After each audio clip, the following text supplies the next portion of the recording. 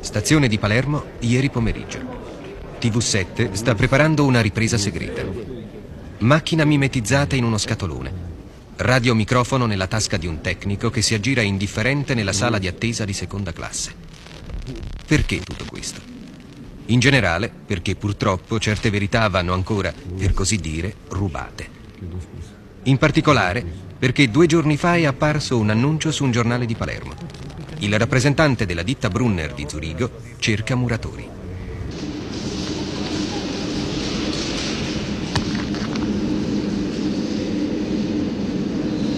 Giorno 9? Giorno 9, sì signore.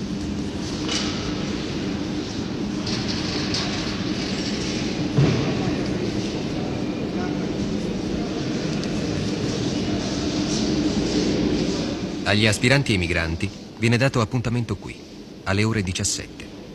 Si incontreranno con un rappresentante della ditta che tratterà e deciderà chi prendere e lasciare. Tutto questo scavalcando ispettorato del lavoro e servizio immigrazione. Dunque, mercato di braccia.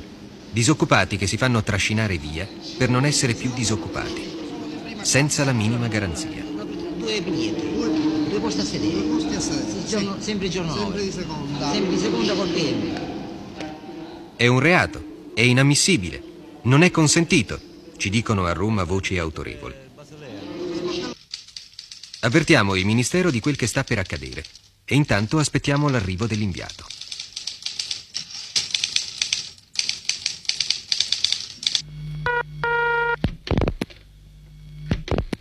Ma a parte l'aspetto sociale, talmente grave che è inutile commentarlo, che tipo di reato è, in termini concreti, cioè di legge, quel che stiamo per documentare? Sentiamo.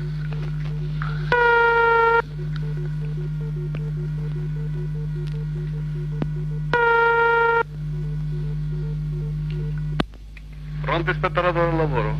Per cortesia, mi dai il capo del servizio ispettivo? Pronto? Dottor Ingressia?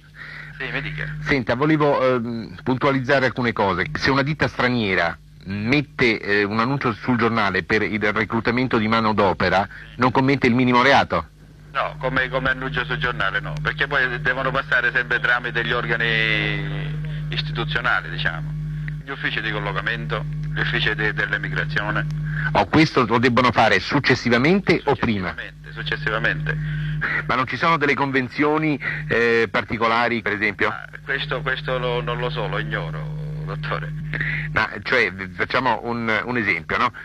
Viene qui un tale rappresentante di una ditta straniera, di una ditta svizzera, per assumere per esempio muratori. Se questo qui è il titolare o il rappresentante legale della ditta, non è perseguibile per nessun motivo facendo una cosa di questo tipo? Mi pare di no. Il vostro lavoro, come mai? Noi siamo una ditta edilizia di Zurigo e cerchiamo dei muratori specialmente per Zurigo, dei muratori stagionali. Avete messo mi diceva un ragazzo, avete messo un... Ho messo un'inserzione nel giornale che mi trovo qua oggi. Ho capito, ma non bisogna passare attraverso gli uffici di collocamento per fare questo? Qua in Italia no, in Spagna ci sono i uffici di collocamento, invece qua ho già provato in altro modo, ma con l'ufficio di collocamento non è andato bene.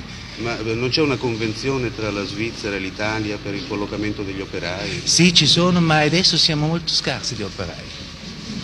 Quindi voi reclutate dobbiamo così? Cercare in qualche modo trovarli. Sì, ma come avviene il contratto? Cioè, Io adesso devo andare in Svizzera con i nominativi, col certificato di nascita e faccio il contratto, il permesso di lavoro che lo mando poi qua in Italia. Questa secondo lei è un'assunzione regolare?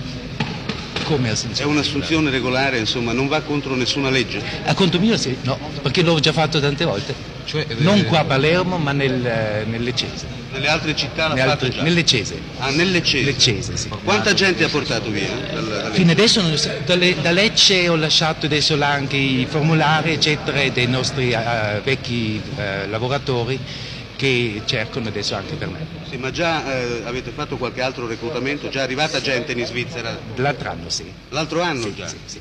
Quindi è contro la legge quello che state facendo? No, a conto mio no, perché noi non sappiamo niente.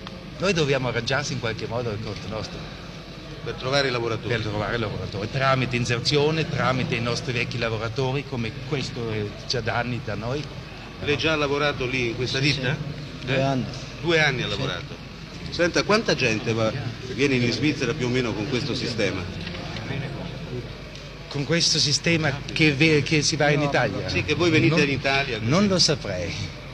Ma più o meno, diciamo, i crediti più grandi lo fanno in quel sistema, o noi diciamo ai nostri lavoratori, come per esempio a lui, cercatemi, e loro ci mandano il certificato di nascita. Un numero così più o meno.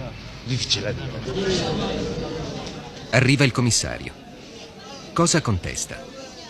Per ora, che una sala d'aspetto di stazione, sia pure di seconda classe, non può essere presa come sede di una trattativa tra sindacale e privata. Il resto lo si vedrà dopo, al termine dell'interrogatorio. E intanto chi è venuto per l'inserzione attende nella speranza che quel provvidenziale signore riesca a sbrogliarsela e sia immediatamente rilasciato in modo che non sfumi la speranza di lavoro.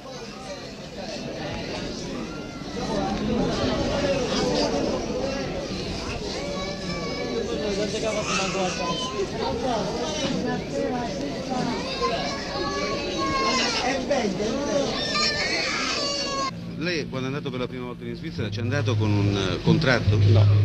Come è partito così? Così, senza contratto. Come c'è più di un mese che sono senza lavoro, perciò diciamo ho cercato di vedere qualche annunzio nel giornale. Io lavoravo prima qua, ma un certo sono stato esattamente licenziato.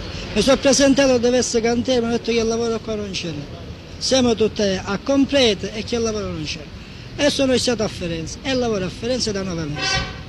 E adesso ha risposto anche lei, ha letto sul giornale? Sì, però io sono venuto qua accompagnando a mio cugino. Che cerca lavoro? Che cerca lavoro, che ha 6 mesi che non lavora ed è padre di 4 figli. Io vorrei sapere perché la questura ha preso questo signore e portasselo via. Che quando questo signore è venuto qua in Italia a prendere qualche operaio e spamarlo con lui, la famiglia e i suoi bambini. Il motivo qual è che se l'ha portato via? Io questo desidererei sapere. Scusi commissario, lei in base a che cosa ha denunciato il rappresentante della ditta svizzera? Lo abbiamo denunciato perché non era in possesso di una speciale autorizzazione della Direzione Generale dell'Emigrazione che occorre per arruolamento di lavoratori italiani che devono lavorare in stati esteri. Prevede sanzioni questa legge? Sì, c'è un'ammenda molto tenue peraltro. Che quanto? Varia da 50 a 1000 lire per ogni operaio arruolato, però va calcolata con un aumento di 8 volte, quindi da 400 a 8.000 lire. È la prima volta che l'Ispettorato del Lavoro vi fa una segnalazione del genere? Sì, è la prima volta e sembra che lo stesso interessato abbia detto molto chiaramente che è la prima volta che a Palermo si verifica un fatto simile, perlomeno da parte della ditta che lui rappresenta. Signor Lianta, scusi, una parola solo. Cosa le è stato detto su? Che ci voleva un permesso del Ministero a reclutare dei lavoratori. Quel permesso non ce l'ho, allora non può fare nulla. Quindi domani non tornerà? No, non tornerà. La ringrazio. Prego. Grazie mille.